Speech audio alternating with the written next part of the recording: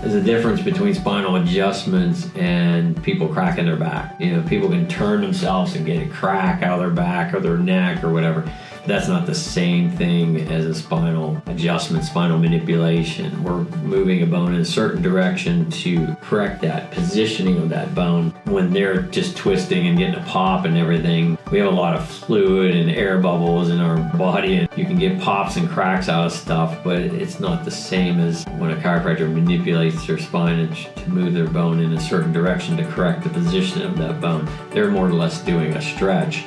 And it may feel better for a while. They probably feel like they have to keep doing it because they never really correct the problem. They're just stretching that area and it feels good.